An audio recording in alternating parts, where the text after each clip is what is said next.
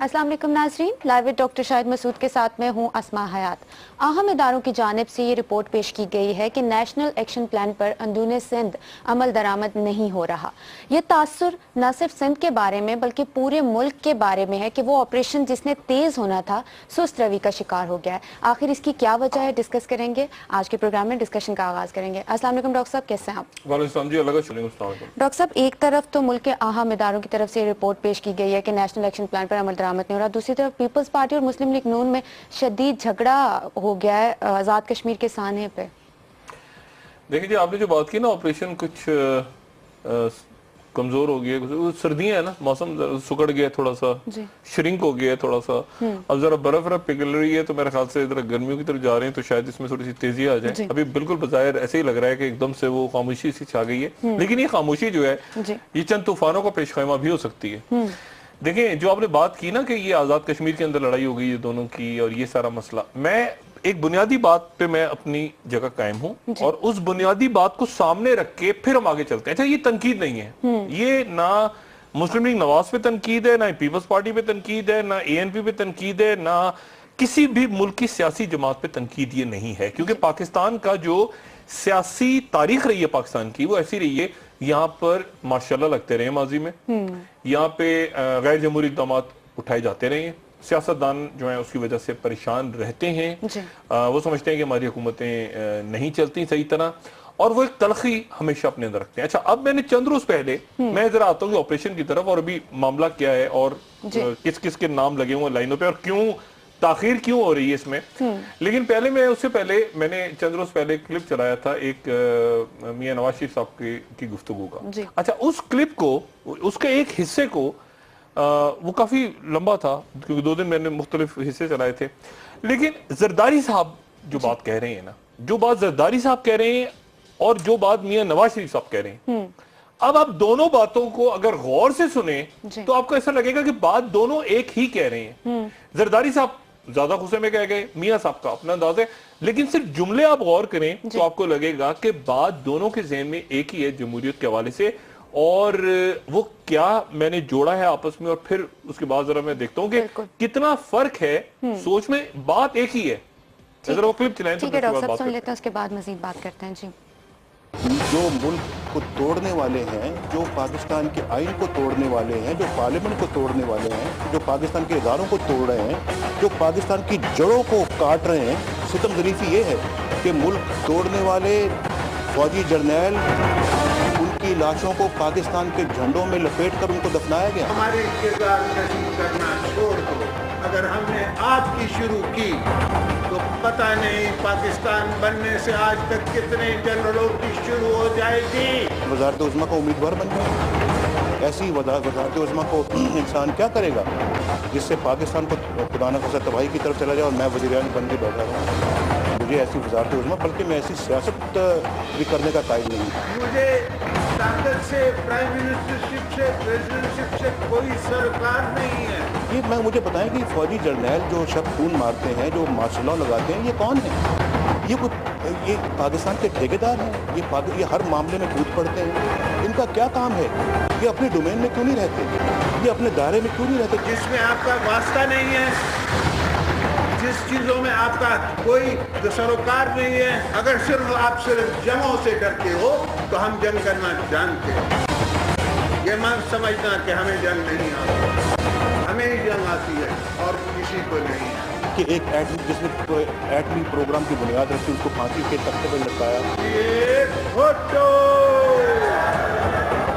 फौजी हुक्मरानों को ये सबक सिखाए, आपका काम अपनी बैरक्स में रहने का है, आपका काम पाकिस्तान का दिफा है। आपका काम पाकिस्तान का दिफा है, आपका काम आइन को तोड़ना, पार्लियामेंट को सियासतदान। आपके 3 साल रहना है, उसके बाद आपने चले जाना है, हमेशा के लिए हमने रहना है, तो हमें मत तंग करो। अगर हमें तंग करने की कोशिश की तो हम आपकी भी इंसेंट बजा देंगे। ये ISI का किरदार रहा है पाकिस्तान में कि वो खुद गाना डालते हैं, बुलवाते हैं सियासतदानों को और उनको जो है वो नए सबक सिखाते हैं। हद होती है हर चीज़ में आप एक गेम बना देते हैं और अपने आप के पाले हुए पट्टू जो है तोते जो है बैठे टाएं टाएं कर रहे हैं। उसने पाकिस्तान तोड़ा? क्या किसी ने आज तक कौम से माफी मांगी? क्या किसी ने कहा कि जनाब हम कौम से शर्मिंदा हैं? किसी ने कहा कि जनाब हमने मशरक़ी पाकिस्तान के अवाम का मैंडेट तस्लीम नहीं किया और अपनी मन मर्जी की और मुल्क तोड़ दिया है? इसके बाद अगर मैंने कभी सुना तो मैं खुद खड़ा होके एक पूरी लिस्ट निकालूंगा पाकिस्तान जब से बना है आज तक की, और फिर आप जवाब देते रहना। जी डॉक्टर साहब।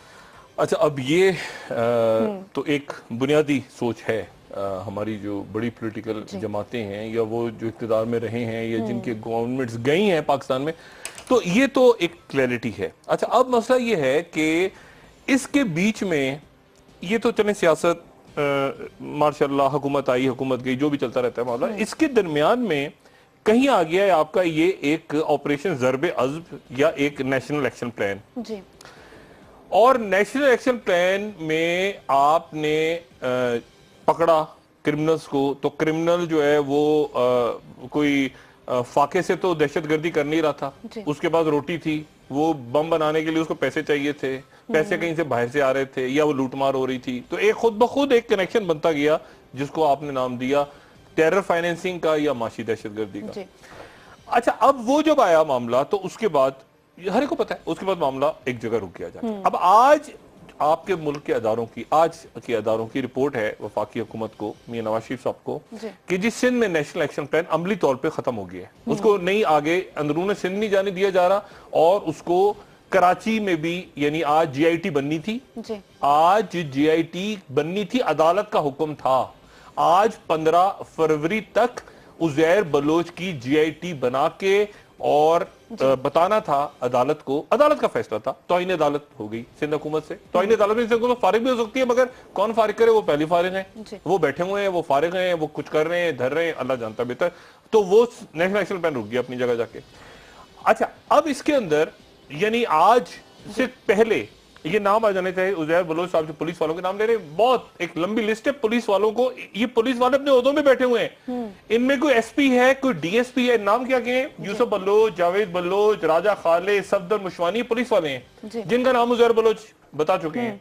परवेज इकबाल, शाह नवाज, इंस्पेक्टर सनाउल्लाह अब्बासी जो सीनियर पुलिस ऑफिसर, वो नहीं, सनाउल्लाह इंस्पेक्टर है, इंस्पेक्टर इदरीस बंगर, चांद खान न्याजी, ये सारे लोगों को हथकड़ियां लगनी चाहिए थी, मगर ये अभी तक पुलिस में अहम तरीन ओहदों में बैठे हैं। ये मुहाफिज हैं शहर के, कराची शहर के। ये थोड़े से नाम मैंने लिए हैं। उज़ैर बलोच एक लंबी फहरिस्त दे चुके हैं। कल है 16 फरवरी और 16 मार्च को 1 साल मुकम्मल हो जाएगा अयान अली साहबा को पकड़े हुए, या ECR पे 1 साल। अयान अली का 1 साल कंप्लीट होगा। 16 मार्च 2015 को अयान अली को रोका गया था एयरपोर्ट के ऊपर से, और 1 साल गुजर गया। और 1 साल में क्या हुआ, और दुनिया ने देखा ये जो CCTV फुटेज है कि कौन वहां जा रहा है, कौन ड्रॉप कर रहा है, वो VIP कौन सी शख्सियत का PRO है, वो सारा, वो सब दुनिया के सामने। एक इंस्पेक्टर कत्ल हो गया यहाँ पे, कस्टम वाला, उसकी लाश, उसका, ये सारा सामने तमाशा, लेकिन इसको आगे बढ़ने नहीं दिया जा रहा। अच्छा, अब सवाल ये कि आगे कैसे बढ़े। हमारे मोहतरम आर्मी चीफ साहब ने, पता नहीं अल्लाह जानता है बेहतर, वो जानते होंगे या हमारी एस्टेब्लिशमेंट जानती होगी, उन्होंने अपने मुकर्ररा वक्त से 10 महीने पहले या 11 महीने पहले या साल पहले उन्होंने ऐलान कर दिया मैं एक्सटेंशन नहीं लूंगा। अच्छा, अब ये एक मौमा है अपनी जगह कि उनको एक्सटेंशन ऑफर की गई थी, नहीं की गई थी, या ये शोशा छोड़ दिया गया था एक्सटेंशन वाला, क्या था, उन्होंने बहरहाल ऐलान करके वो साइड पे हो गए। और उसके बाद उस तरफ, दूसरी तरफ जो है वो खुशियां मनाई जा रही हैं, मिठाइयां बांटी जा रही हैं कि यार जल्दी से ये जाएं, और अभी से शुरू हो गए। अब नाम फैलाना जो एक होता है ना, ऐसे मौके पे वो शुरू कर देते हैं, तो वो सारा उन्होंने शुरू किया हुआ है। अब मसला ये है, वो कह रहे हैं कि अच्छा यार थोड़े दिन, महीना और ठहर जाओ, 15 दिन 20 दिन, महीना और ठहर जाओ यार, उसके बाद हम देखते हैं कि कोई ऐसे ही है, कोई सब सेटिंग हो जाएगी। पाकिस्तान में कभी को पकड़ा है किसी को आज तक वगैरह वगैरह, तो वो लगे हुए हैं अपने धंधों में।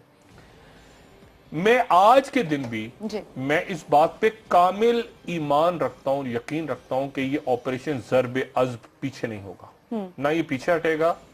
अब लोग इस बात पे हैरान भी होते हैं, मजाक भी उड़ाते हैं, सब कुछ करते हैं, लेकिन उसके बाद अचानक खामोशी होती है, खामोशी होती है, खामोशी होती है। अचानक एक आसिम हुसैन पकड़ा जाता है, अचानक कोई DHA की शख्सियत पकड़ी जाती है। ये सारे जो है ना, सारे रास्ते कहीं ना कहीं को तो जा रहे हैं ना, कहीं ना कहीं तो जा रहे हैं। ऐसा तो हो नहीं सकता कि ये आप अचानक कहें कि जी कल से कराची में ऑपरेशन बंद है, और मैं हमेशा कहता हूँ 5000 लाशें गिर जाएंगी सुबह तक, खाने जंगी हो जाएगी। आप कहेंगे जी ये बिल्कुल ऐसे ही कि आप कहेंगे कबायली इलाकों में हमने ऑपरेशन कर लिया और अब ऑपरेशन खत्म कर रहे हैं, आप देखिए क्या होता है। आपको प्रेजेंस रखनी पड़ती है, और ये प्रेजेंस रखेंगे और आगे जाएंगे तो जो मुजरिम है वो पीछे हट के रहेंगे, वरना वो तो खा जाएंगे आपकी रियासत को। 12 अब जनाब सूरत हाल ये है कि मियां साहब जहां तक जा सकते थे मियां साहब चले गए, अब मियां साहब नाराज हो रहे हैं। मैं मियां नवाज शरीफ साहब की पर्सनैलिटी को मतलब खुश नहीं है इस वक्त, जो मैंने बात पहले भी की थी ना, उन्होंने जो PIA पे गुस्सा दिखाया कि ये मियां साहब, ये वो वाले मियां साहब है नहीं जो हमें मिलते हैं, जो बड़ा एक हंसते हैं, मजाक कर लिया, कभी कोई लतीफा सुना दिया। ये वो मियां साहब हैं जो फौज के बारे में बात करते हैं, गुस्से वाले मियां साहब। मतलब है कि ये कौन होते हैं, मैं छोड़ूंगा नहीं, मतलब ये मियां साहब गुस्से में है इस वक्त। 38 कौमी अदारों को बेचने की मंसूबाबंदी कर ली गई है और कमिटमेंट दे दी गई है IMF को। 38। हम ये PIA की जान को भी रो रहे हैं कि PIA बेच के खाने लगे हैं, और किसको बेच रहे हैं और क्या हो गया। अब ये 38 की लिस्ट जनाब जरा सुनिए, किस किस को बेचना है।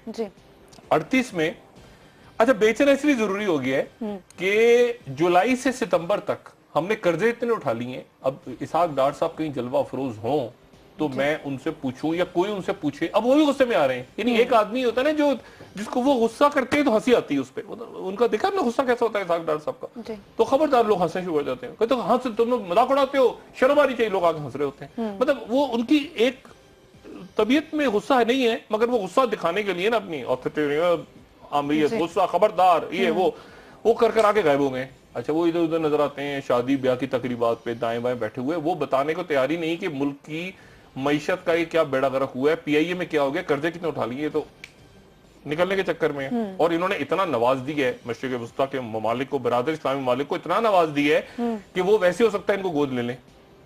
ठीक है। अच्छा अब मसला ये है कि 38 अदारे इन्होंने बेचने की कमिटमेंट कर ली है। 38 अदारे हैं कौन कौन से, ये जो कमिटमेंट करके आए इधर सुने आप। अभी तो PIA की जान को रो रहे हैं ना, इन्होंने कमिट क्या किया है। OGDCL जी, Mari petroleum government holding private limited, Pak Arab refinery, Pakistan state oil PSO जी, Sui southern gas, Sui northern gas, ये तो हो गई ऑयल गैस कंपनी, ये सब बेचने की कमिटमेंट कर ली है अपने। ये तय भी हो गया किस किस को देना है। अच्छा उसके बाद इन्होंने तय जनाब क्या कर लिया है, नेशनल इंश्योरेंस कंपनी जी, स्टेट लाइफ इंश्योरेंस, और 76% शेयर्स किसके बेचने इन्होंने, नेशनल बैंक ऑफ पाकिस्तान जी, 10% शेयर्स इन्होंने बेचने हैं अलाइड बैंक के, और 42% शेयर्स इन्होंने बेचने हैं हबीब बैंक के। और ये पूरी लिस्ट है जी। और किस किस को बेच रहे हैं, heavy electric complex, national power consultation, IESCO, ये FESCO, LESCO, Multan electric company, Pakistan steel mill, Pakistan engineering company, PIA, convention centre Islamabad, convention centre Islamabad भी बेचने लगे। नहीं बेचेंगे तो ये वजीर आजम हाउस, कन्वेंशन सेंटर बेच रहे, वजीर आजम हाउस बेच दो, खुदा होता पार्लियामेंट बेच दो, मुझे दे दो पार्लियामेंट जी।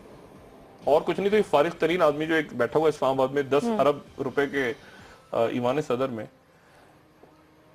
तो उसकी कीमत तो क्या होगी, 10 अरब 10 रुपए होगी इस वक्त। बहरहाल मतलब है कि आप देखें ये सारे अदारे बेचने हैं अगले चंद दिनों में कमिट। अच्छा अब जरा ब्लूमबर्ग, अब छोड़ दें कि पाकिस्तानी मीडिया क्या कह रहा है, पाकिस्तानी उसको छोड़ दें, ये ब्लूमबर्ग जरा लगाएं। ब्लूमबर्ग ये बाहर की न्यूज एजेंसी आज क्या रिपोर्ट कर रही है जी।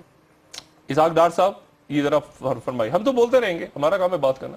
अब ये ब्लूमबर्ग की रिपोर्ट आ गई, ब्लूमबर्ग ये कह रही है कि पाकिस्तान को, ये इस कदर खौफनाक रिपोर्ट है, इस रिपोर्ट को जरा थोड़ा सा आप जरा समझें तो ये अजीब रिपोर्ट है। Pakistan risk 50 billion debt bill coming due.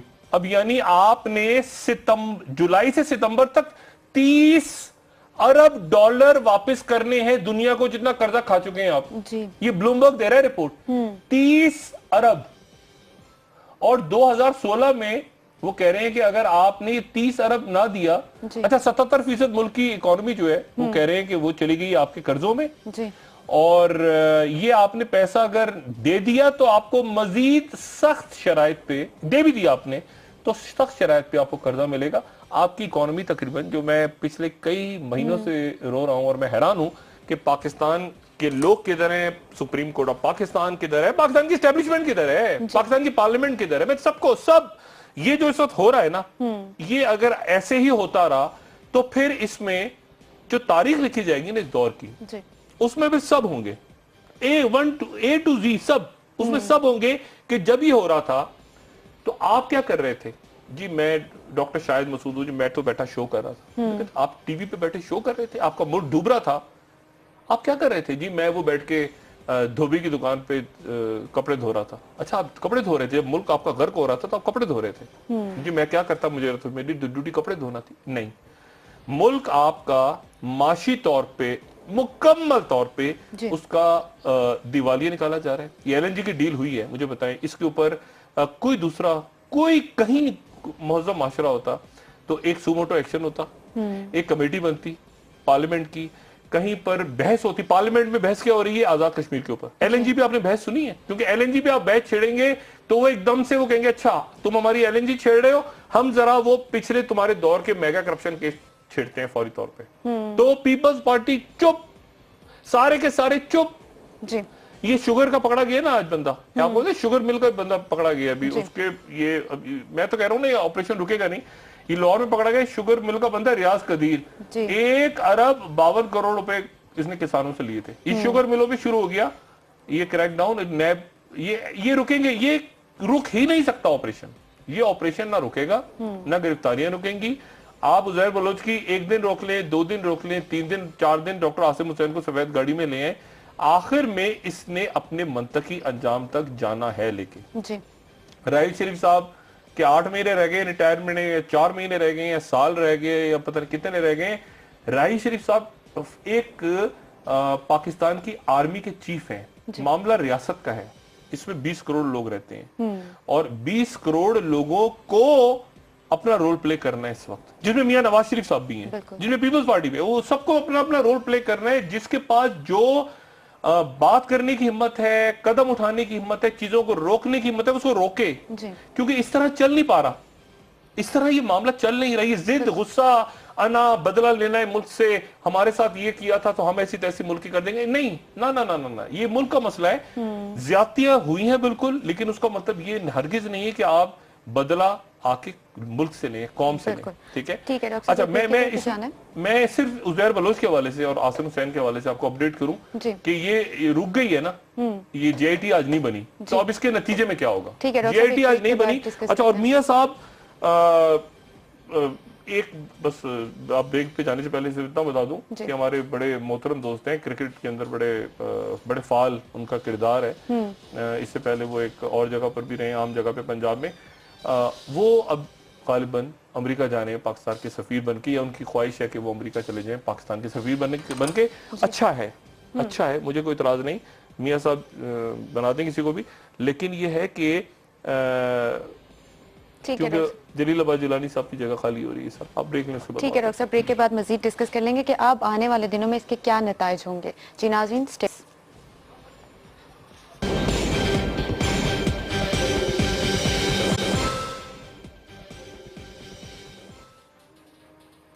Welcome back नाज़रीन। डॉक्टर साहब, जो बल्दिया टाउन कराची में आग लगी थी उसकी JIT भी तो सामने आनी थी।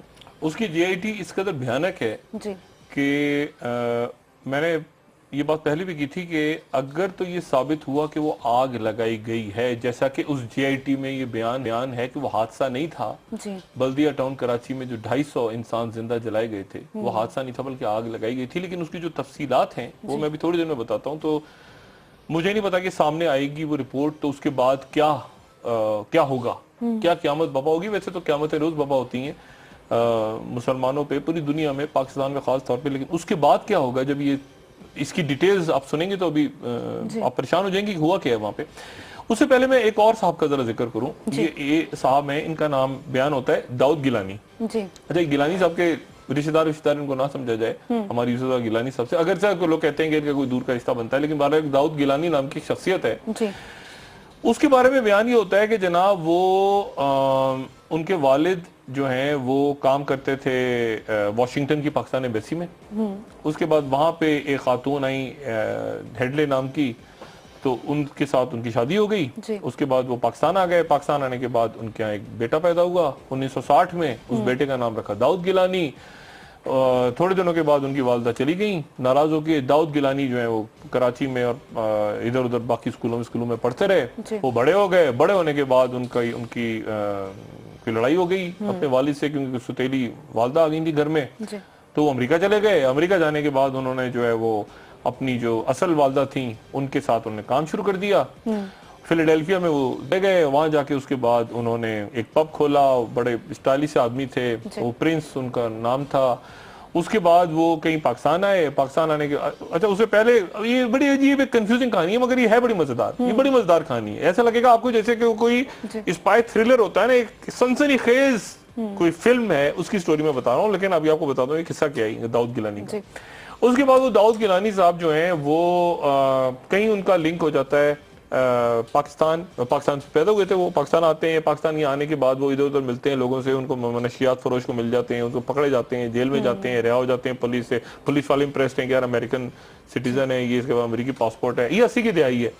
उसके बाद वो आहिस्ता आहिस्ता मनशियात फरोशों से उनका काम बढ़ना शुरू होता है। वो अमेरिका जाते हैं।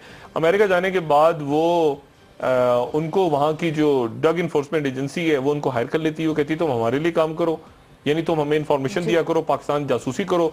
वो वहां पर फिर उसके बाद कहीं वो डेविड हेडले बन जाते हैं। दाऊद गिलानी से उनका नाम बन जाता है डेविड हेडले। वो कहते हैं डेविड हेडले बन जाओ ताकि तुम्हें पाकिस्तान आने जाने में, इंडिया आने जाने में आसानी रहे। अच्छा इंडिया बाद में आया, असल तो ये अजीब एक थ्रिलिंग स्टोरी है। उसके बाद जनाब ये बयान होता है कि वो आते हैं। आने के बाद वो 2001 वो 9/11 कितना खौफनाक वाकया, उसमें तो जेल वेल में कहीं पड़े हुए हैं। उसके बाद उनको वहां की एजेंसियां उनकी सजा माफ हो जाती है, अदालत माफ करके उनको पाकिस्तान भेज देती है जी। अच्छा वो अब जो वहां की कई अदारे हैं ना वो आपस में उनकी यानी DEA कुछ और कह रहा है, जो ड्रग्स एजेंसी कुछ और कह रही है, CIA कुछ और कह रही है। वो तो आपस में एक दबड़दूत हो गया उनका कि ये किसके लिए काम कर रहे थे, कौन बंदा था। क्योंकि अदालत से कौन सजा माफ करवाएगा 9/11 के बाद। एक आदमी जो जेल में बैठा उसकी सजा कम करवा के उसको वहां से रिहा करवा के पाकिस्तान चला गया। वो पाकिस्तान आ गया, फिर यहाँ आने के बाद घूमता रहा। ये किरदार है डेविड हेडले। अब जनाब ये डेविड हेडले साहब जो हैं ये पाकिस्तान आ गए। उसकी कहानी आगे चलती है। पाकिस्तान आने के बाद फिर ये जाते रहे आते रहे पता नहीं कितनी दफा गए अमेरिका, वापस आए, इंडिया गए, यूरोप में घूमते रहे, फिर पकड़े गए फ्रैंकफर्ट एयरपोर्ट पे। वहां पर फिर छुड़वा लिया किसी ने। कौन छुड़वा सकता है फ्रैंकफर्ट एयरपोर्ट से? छुड़वा लिया। फिर जाहिर CIA होगी, कोई और एजेंसी होगी, उन्होंने छुड़वा लिया। फिर करते जनाब ये पता नहीं घूमते फिरते रहे, पाकिस्तान में रहे, अमेरिका में रहे, इंडिया, दुनिया भर में घूमते सैर करते रहे। अचानक जनाब एक दिन ये हुआ कि इनको पकड़ लिया गया अमेरिका में। और अमेरिका में पकड़ के ये हो गया वाकया कोई 2-3 साल पहले। अच्छा मैं इसकी कहानी बाद में बताऊंगी। ये वो दौर है जब मैं टीवी पे नहीं था। अच्छा मैं बड़ा फॉलो करता रहा स्टोरी को, समर करता। तो मैं ये डेविड हेडले और इनसे मुतल्लिक कई शख्सियात अमेरिका में उनसे मेरी बात भी होती रही। मैं इसको बड़ा एंजॉय करता रहा। इस किस्म की मतलब थ्रिलिंग स्टोरी है।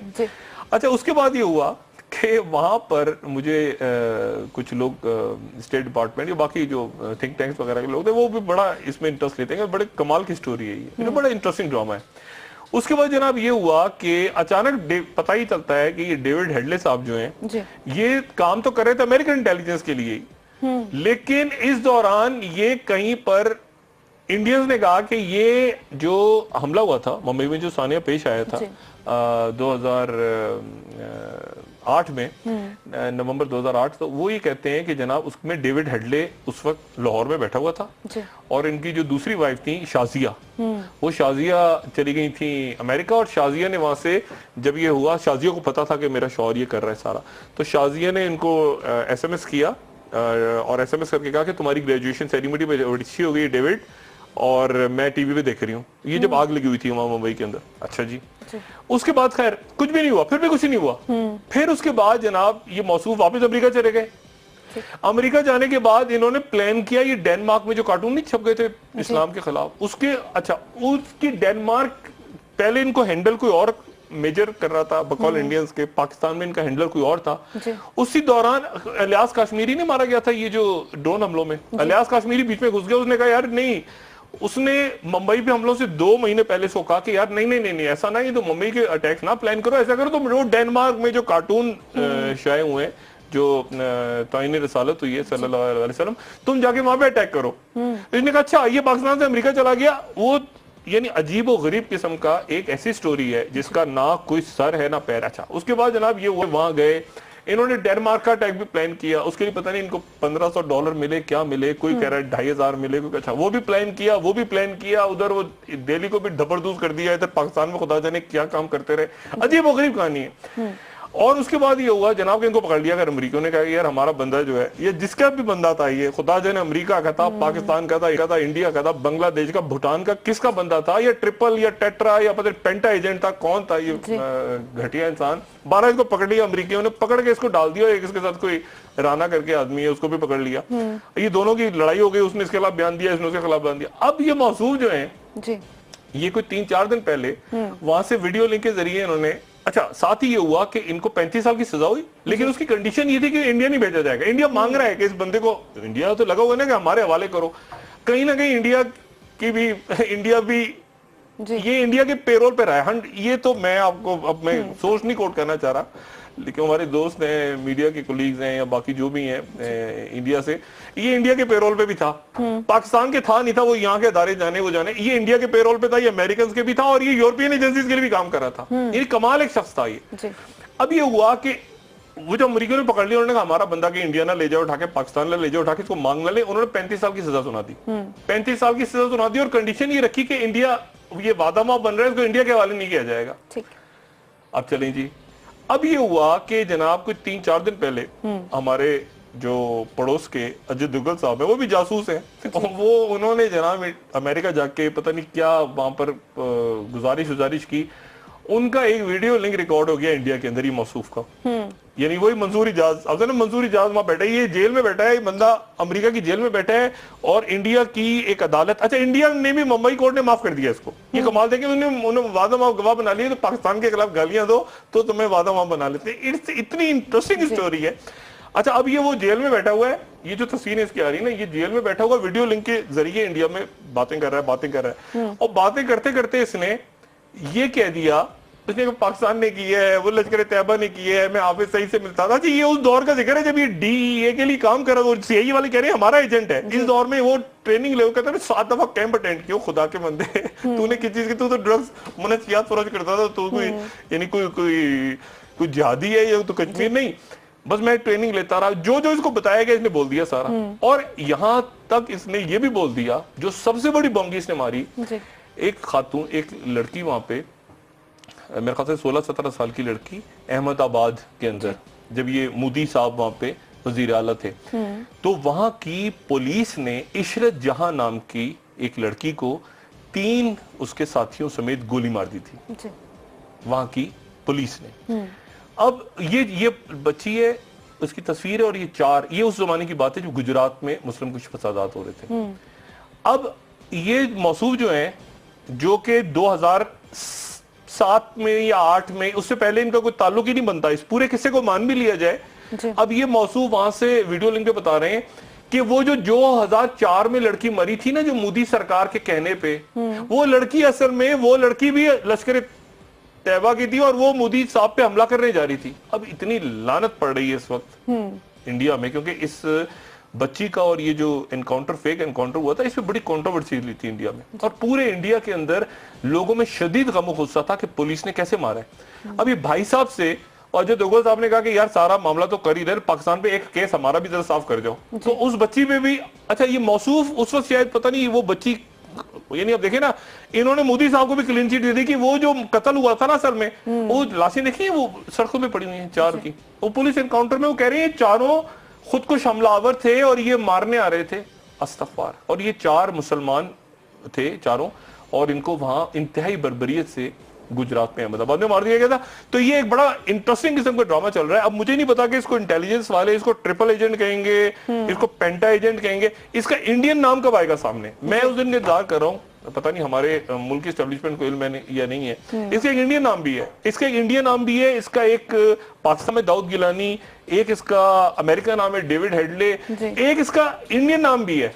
और इंडिया में मुंबई में घूमता रहा है महेश भट्ट, नहीं हमारे जो बड़े जबरदस्त डायरेक्टर है, महेश भट्ट के साहबजादे राहुल भट्ट, उनके साथ ही घूमता रहा है और हॉलीवुड के स्टार्स की, महेश भट्ट साहब में बड़े जबरदस्त बॉडी बड़ी बनाई हुई उन्होंने, अब महेश भट्ट के साथ ही घूमता रहे और वहां पर फिल्म स्टार ये वो सारी पार्टियां करता रहे, इसका प्रॉपर इंडियन नाम है। तो अब ये कहानी मेरे ख्याल से बड़ी इंटरेस्टिंग होगी। और दूसरी, आज वहां से इंडिया से खबर आई है कि वो F-16 तैयारों के ऊपर नाराज है, होना चाहिए, नाराजगी तो उनकी बनती है ना। देखें ये तो, बल्कि मैं तो आज की बात हो रही थी, मैंने कहा यार ये तो इसको इस तरह ना करो, ये दहशतगर्दी के खिलाफ इस्तेमाल हो रहे हैं, तुम दहशतगर्दी को प्रमोट करोगे, ये चार्ज ना लग जाए तुम लोगों के ऊपर। ये जो तैयार है ये रात के वक्त अटैक करने के लिए पाकिस्तान ने लिए कि उन जगहों को प्रिसाइजली हिट करे। लेकिन बहरहाल ये जो डेविड हेडले का तमाशा है ना, ये खूब लगा हुआ है, और इसको सुने और इसको एंजॉय करें, इसको पढ़ें, इसको डिस्कस करें, आपको लगेगा बिल्कुल एक किसी ने जासूसी कहानी लिखी है, लेकिन इंतहाई भौंडी लिखी है, और वो आपस में सब सर टकरा रहे हैं एक दूसरे से कि यार एक मिनट होल्ड ऑन। सबसे अच्छा काम ये हुआ है कि इसको अमेरिका ने पकड़ के रखा हुआ है, बाहर नहीं जाने देना, कि बाहर निकल के आ गया, यानी इंडिया को हैंडओवर हो गया, इंडिया को नहीं देना ना, शर्त कंडीशन है कि अमेरिका में ही रहेगा वो। तो जेल में बैठे बैठे बोलता जा रहा है, और अल्लाह खैर सल्ला। ठीक है डॉक्टर साहब, एक ब्रेक की तरफ जाना है। मैं बल्दिया टाउन के हवाले से आपको बताना चाह रहा था कि उसकी जो रिपोर्ट की GIT जो आई थी, दुबई गई थी उसकी GIT, एक सियासी जमात ने भत्ता मांगा, भत्ता नहीं मिला, उसके बाद उन्होंने फैक्ट्री को आग लगवाई, आग लगवाने के बाद भायला ब्रदर्स को जेल में डाला, उसके मालकान को। और अब ब्रेक ले, मैं उसके बाद बताता हूँ, वो और आसिम हुसैन। जी ठीक है, ब्रेक ले लेते हैं, उसके बाद डिस्कस करेंगे इस हवाले से मजीद। जी नाज़रीन, स्टे विद अस।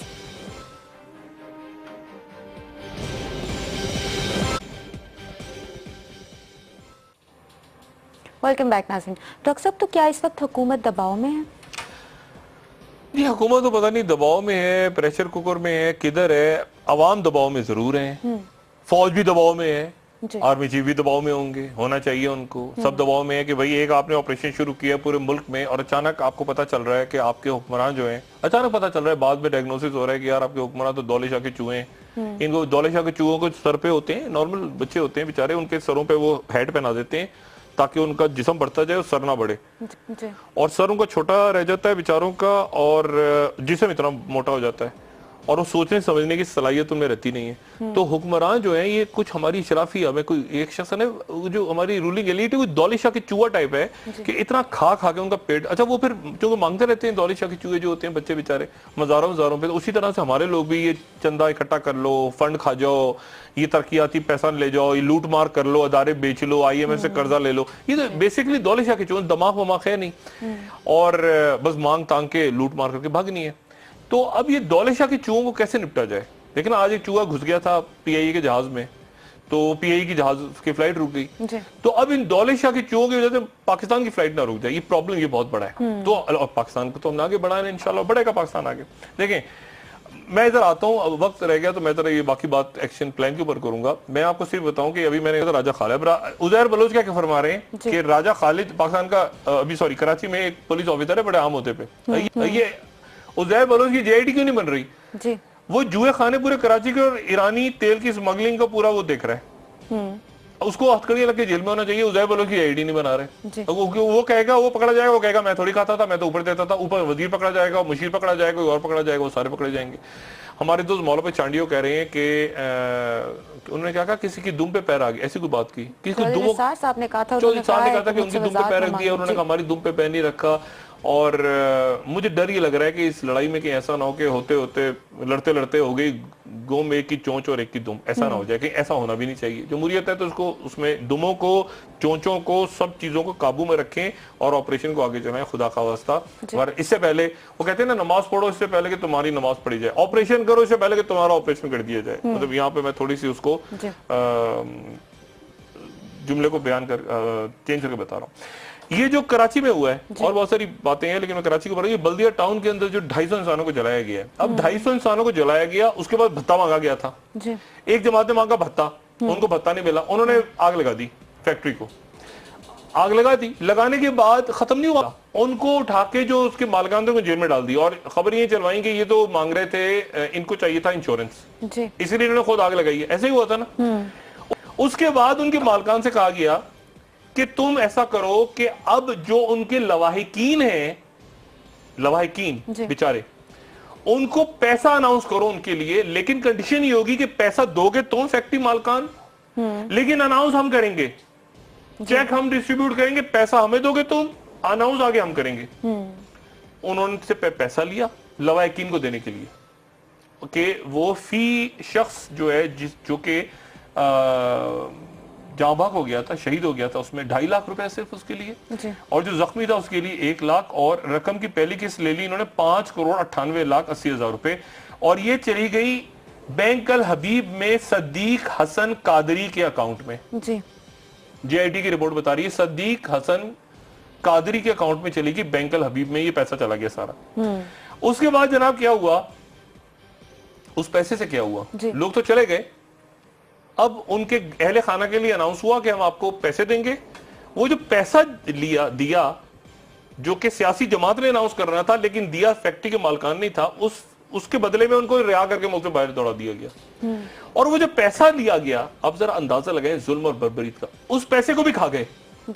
उस पैसे से अली हसन नाम का एक बंदा है, उसके वालिद के अकाउंट में वो पैसा चला गया, और फिर उसके बाद वहां पर कादरी करके एक साहब है और एक है डॉक्टर अब्दुल सत्तार, उन्होंने एक बहुत बड़ी जमीन खरीदी और पैसा उसमें डाल के, और एक खातून के नाम पे वहां पे वो बहुत बड़ी रिहाइश का तामीर हुई। वो रिहाइश का इस वक्त बंद पड़ी हुई है, खाली है, उसको डेकोरेट करके आलीशान सा महल बना हुआ है वहां पे। ये उन इंसानों के खून की कहानी है, खून की कीमत है, जो कि बल्दिया साने बल्दिया की JIT है, जिसको मंजर आम पे नहीं लाया जा रहा।